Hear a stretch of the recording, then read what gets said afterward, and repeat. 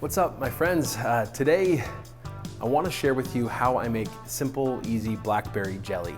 Blackberries grow so well, at least here where I'm at in southern Idaho. We get a huge crop every single year. The kids love them, they'll go out and pick them, but even so, it feels like we don't make great use of them. So I've got a very simple recipe here that we love and that allows us to be able to use that fruit all throughout the year. So without further ado, let's get started. I'll show you how I make blackberry jelly. I made some blackberry jam the other day and I made a video for you about it, and my wife reminded me that I should probably wear an apron when handling berries, especially blackberries. They can stain clothes. So I am gonna put on an apron today, although I will make note that I did not get any blackberry on my shirt last time. So there's that. But still, I'm gonna wear an apron today. All right, so first things first, whenever we make jelly, we start off by actually making juice. That's where the jelly comes from. It actually doesn't contain any of the fruit pulp at all.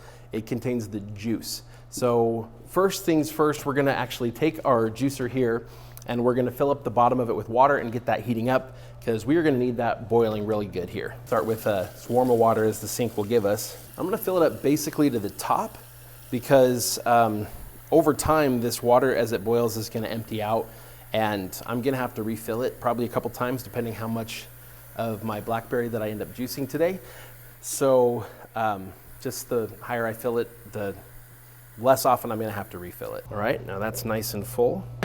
Set it on the stove and turn that all the way up to high using a full-size burner. What I'm using here is a standard steam juicer. So what it's got here is in the bottom level, it's got the water bath, and in the next level here, this is where we're actually gonna catch the juice from the berries.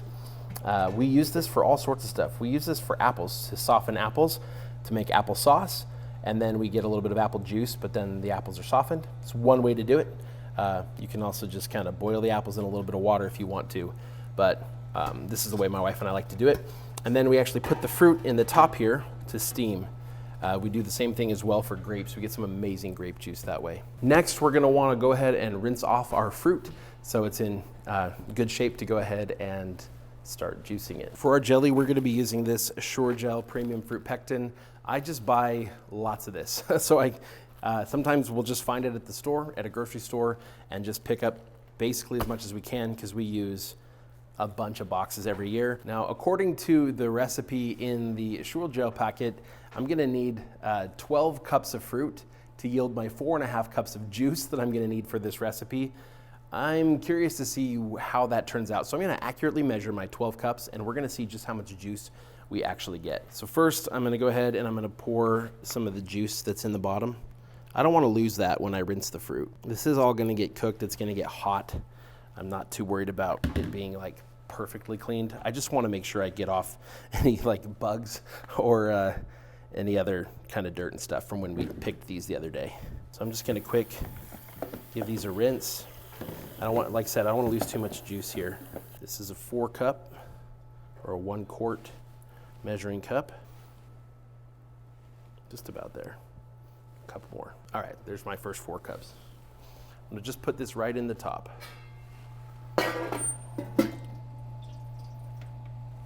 Okay, another 4 cups. There we go.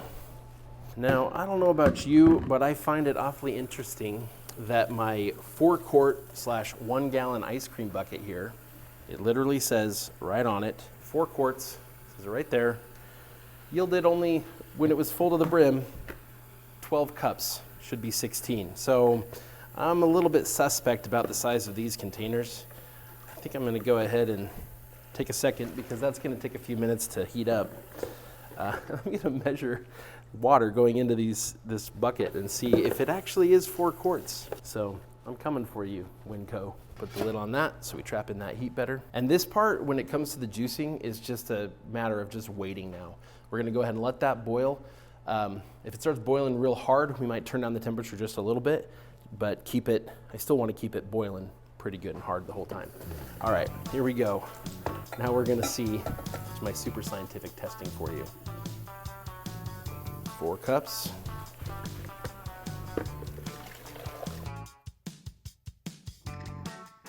Okay, 12 cups. That's awfully full. Well, see if it'll even fit another 4. Probably gonna overflow here. Okay, it's 4 cups right there. Oh, barely. Okay. If they're filling their ice cream literally to the tippy top, then I'll give it to them.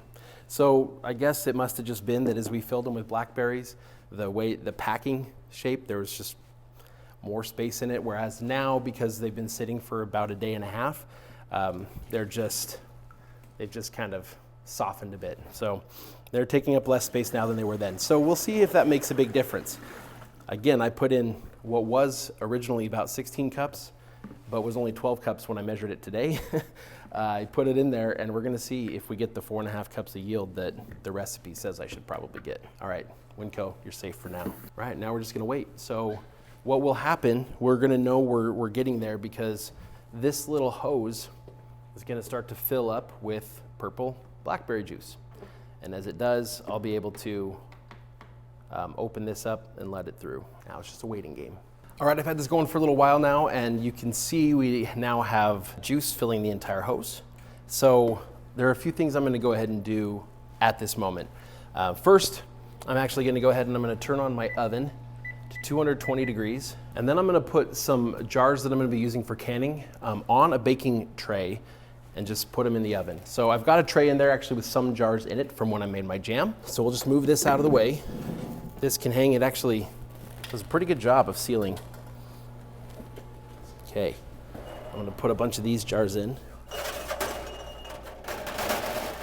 For today, I'm using these. These are actually freezer safe jars. I'm not making freezer jelly or freezer jam, but I'm just using these jars. They work great as well. They kind of have this quilted pattern. They're just nice, but that's what I'm using for the jelly. You can go ahead and boil your jars. The idea here is to have them sanitary for 1, and 2, to have them nice and hot when we put the hot jelly or jam or whatever into them.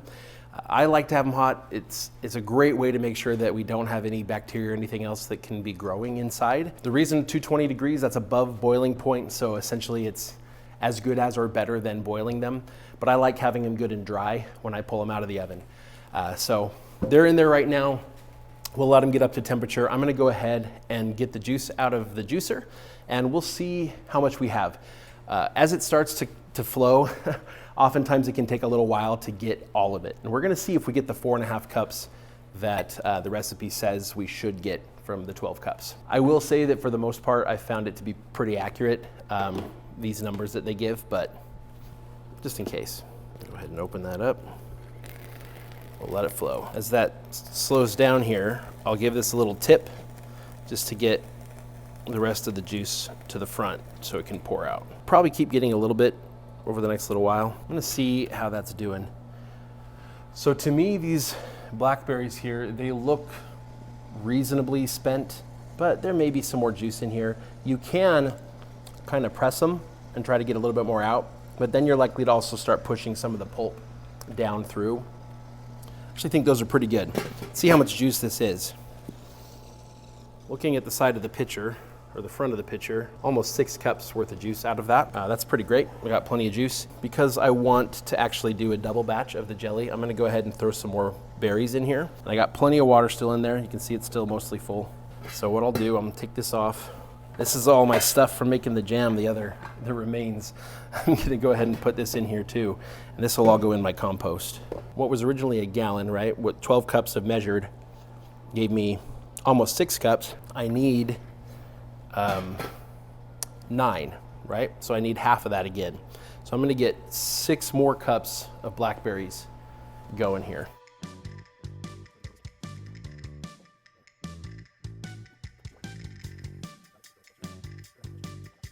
Okay, so I'm gonna let that juice, and we'll go ahead and get started on the next steps. All right, so I'm gonna start getting stuff ready for the jelly as well as for canning. So one of the first things I'm gonna do is actually fill up a small pot of water, about halfway full, with water.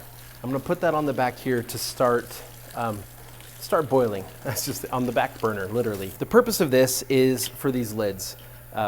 I like to boil the lids, get them just on a small like light boil, more of a simmer. So I'll just drop these in. If they stack together, sometimes the little magnet I use to pick them up will pick up more than one.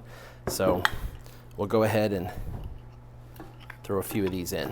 The purpose of this, again, it sanitizes the inside of the lid, but it also kind of softens that seal, making it so that it just seals really, really well when the time comes. I've had these seals last for years and years. Even though they say they're guaranteed for up to 18 months, I've had them last way longer. I also don't worry too much about like how many I'm gonna use. I'd rather put a couple too many in there than not enough. I pull them out afterwards if I didn't use them. I just put them back in a box and we're fine.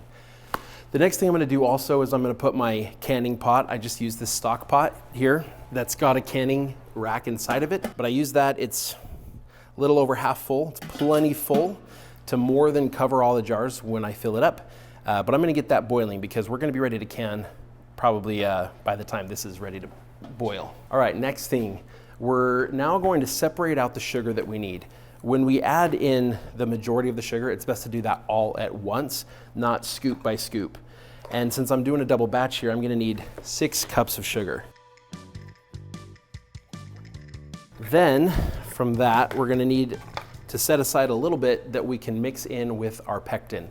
We're just gonna do that in a small bowl here. So this is that Sure Gel pectin that I showed you earlier. It's a 1/4 cup per batch. So half a cup here in this case of sugar from the 6 cups that I set aside. So I'm taking a half a cup of that back out, putting it into a little bowl, shake the pectin down to the bottom, open it up, pour it into my bowl. Grab my second pouch. Cool thing about pectin, it's kind of interesting the way that they do this is there are different strengths and different types of pectin, but when they package it up, they package it such that 1 pack of pectin always works with the same amount of fruit and sugar. So like if you use a liquid pectin pack or something like that, it's usually like 1 package to however much sugar and however much fruit. The amount of sugar and fruit, that's the thing that varies from fruit to fruit. Some fruits have more natural pectin in them and other fruits have less, and so they need more. And so that ratio is what matters. Berries all tend to be about the same, but it's gonna be different from berries to apricots to other things. I'm gonna go ahead and I'm gonna take that mixture and I'm just gonna kind of stir it together until it all kind of looks like one powder. All right, the next thing that we're gonna do is we're actually gonna pour our juice into here. So as soon as our juice is all ready, we'll pour it into here and we'll add our sugar and pectin mixture while it's still cool. Well, reasonably cool, right? It's not boiling hot at this point, but it's warm from the steamer. We'll mix them together really well in there, and then I'll be done with the juicer. I'll be able to take that off the stove and replace it with this pot. And we're gonna heat it up over high heat to where it's boiling really good, solidly boiling. I'll show you what that looks like when the time comes. Then we're gonna dump in all the rest of the sugar and stir that in until it's really good and mixed, get it back to a rolling boil. Once it's rolling, we go for 1 more full minute, and then we're done. We're done making our jelly, and we're ready to start the canning process. So let's go ahead and make that happen. Probably still get a little more juice over the next little bit, but I think that's more than enough. Actually, that's almost exactly perfect. I'll go ahead and pour this into our liquid measuring cup just to be sure. For this, I'm gonna be a little more precise on the measuring.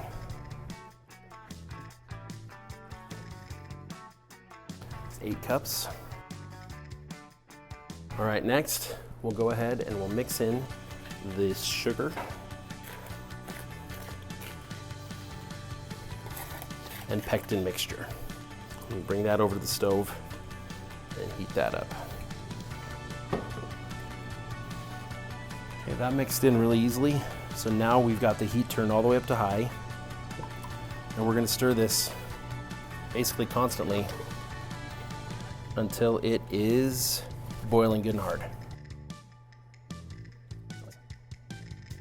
While that's getting going, before it gets too hot. I'm gonna move this table out of my way. For a complete list of everything you're gonna need to do what I'm doing here today, just go over to pantrypreparedness.com. I'll put a link in the description of this video, as well as I'll pin it in a comment down below so you can see all the stuff you're gonna need to be able to do what we're doing today. One way I can tell we're getting there is, I mean, obviously I can see some boiling if I stop stirring, but you can also see the foam starting to form. If you're getting a lot of foam like this and it's bugging you that you have so much, I mean, you're gonna get some boiling here, it's just gonna happen, but if you're getting a lot of foam, you can put just a little bit of margarine in there or butter, and that will help. Anyway, so now we've gone ahead and we've stirred in all the sugar at one time, and now I need to stir really good to make sure that I don't get any clumps. I want to get that all mixed in really well. And you notice that it stopped boiling, so now we're going to stir until it comes back to a full rolling boil, just like it was before. And this time it's going to be a little fuller, so hopefully we don't spill over. All right, that seems mixed in really well. I'm not finding any more clumps. Oh, there was one. I missed it. That's why we keep stirring. Oh, we're about there. Yeah, see that? It's boiling even while I'm stirring it.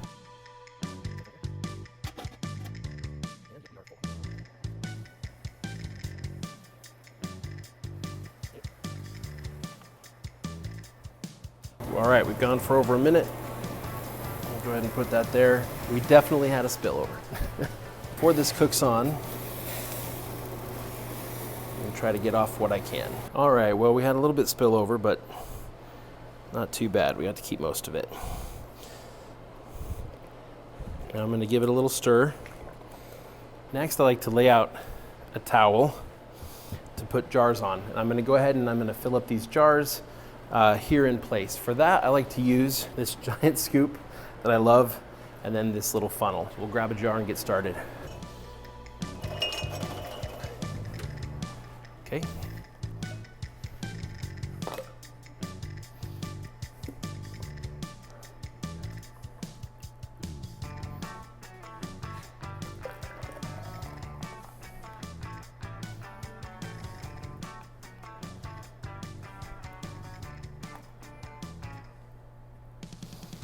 Now we're going for about a 1/4 inch of headspace here. On this, that's the first little step. So it's a little much still. Or just a little higher. Basically, you want to be almost to the top. Next, I'm going to take a nice clean rag, get it damp. We're going to use that to quickly wipe this rim, so it's really good and clean. That's going to help a lot with sealing. You got to do it without knocking more jelly onto the top. I'll grab a lid from out of this pot. And a ring. We'll set it on. Now this is important. We're only going to tighten this down till it's, we'll call it finger tight. So not tight with your whole hand, but just finger tight. If we do it too much tighter than that, then when we go to actually, the jar's still pretty hot, when we go to actually process this in the canner, your jars can just totally crack and just totally fall apart. I've definitely done that before. So don't over tighten at this point, just finger tight is good enough. Okay, we're gonna go and fill up the rest of the jars.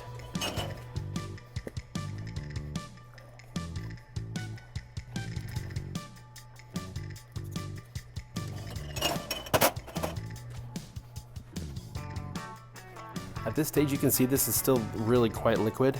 As it cools though, it's gonna totally set up. After you've canned this and processed it, before you put it in the fridge or anything like that, you don't need to refrigerate this, by the way, but if you were to just want to put one of your jars in the refrigerator for immediate use, you should let it sit at room temperature for about a day, about 24 hours.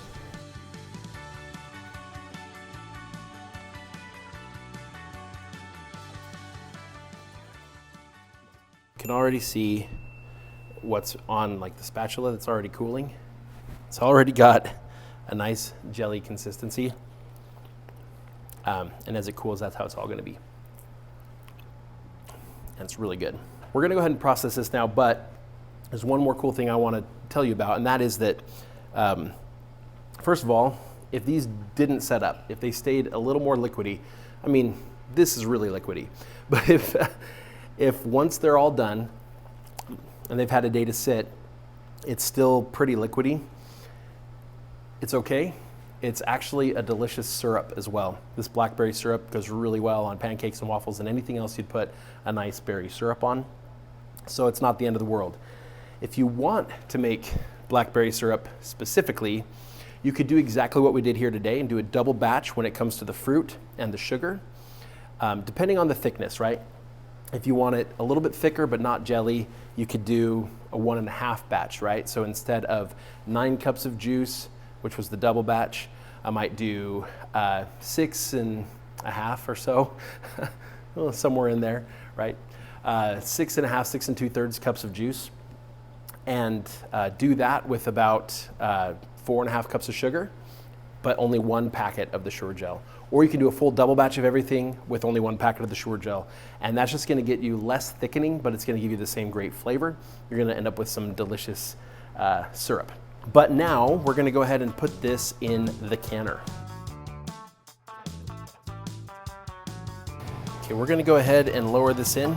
It's not to a full rolling boil. I actually prefer that at this point because if the water is a lot hotter than the jars, it can also cause the jars to crack. Now the jars are hot, the jelly's good and warm, fairly hot when I put it in, so we won't get much of that, but if the water was super boiling, then we could end up with some cracks. You should also make sure that the water is covering the jars with at least 1 inch or so of water on top. We've got at least that, 1 to 2 inches is preferred. Once that's at a good, gentle boil, then I'm gonna go ahead and set a timer for 5 minutes. Jellies only need to process for about 5 minutes. And then we'll go ahead and take them out. We'll be all done with our jelly. All right, time's up. We're still got a nice hard boil going. I'll take this off the burner, set it aside right there. I'm just gonna pull these out one by one, rather than lifting the whole rack out.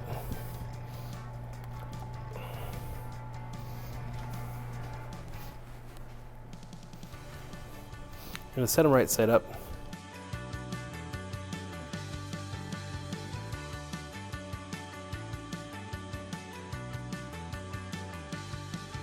Okay, now we're gonna leave these, and over the next few minutes, all of them should pop. A lot of times you'll hear it, but essentially as it cools, it's gonna suck in. We just heard one, this one just popped. So in a few minutes, once all these have popped and once they're good and dry, we'll go ahead and label them, and then we'll be done. All right, after a few minutes, all of these popped, but one of them didn't. And I noticed pretty quickly why. In fact, I went ahead and took the ring off and I just overfilled it a little bit. So I cleaned the lid off, took just a tiny bit out, cleaned the lid really well, put it back on, and I'm just gonna process it again with some other jam that I'm making. So no big deal. So at this point, since they've all popped, I just tighten down the lids a little tighter. Don't go crazy. But I go ahead and tighten them down just a little bit more. Some people just take the rings off. I leave the rings on. Anyway, the other thing I'm gonna do is label these. Now, you can just write on them what they are and the date. Those are the 2 things I want on every jar. But in a little video, which I'll link to right here, I show you exactly why I don't like to do that anymore. So I like to use labels, but just to make them look nice, I've got a few designs. If you want them, you can have them. I just have these templates on my website, pantrypreparedness.com. You can go get them for free. So just go to pantrypreparedness.com/labels. You can print these off, and then I just hand write in the month and the year, and then I put these on just like, see, I'll find with a pretty little front here, and put them on just like this. And there we have a nice labeled bottle of blackberry jam. Once this sets up, it'll be really nice. If it doesn't set up well, again, we've got syrup. I'm actually gonna make some syrup right now. I'm gonna basically use however much juice I get from what I have left, but I have a feeling it's gonna be about 7 cups or so of juice, which is obviously more than a single batch. I'm gonna use a proportionate amount of sugar based on the same recipe, but just 1 packet of sugar gel, and that way it just won't set up as thick. And if I get a chance, I'll show you what that looks like sometime here soon. Anyway, I hope that this video was helpful for you, and I hope to see you further on this channel. If you like preparedness stuff, I definitely do a lot with food preparation and preservation and that kind of stuff, but there's a lot more that goes into preparedness, and we talk about all of it here at Pantry Preparedness. Hope to see you in our future videos.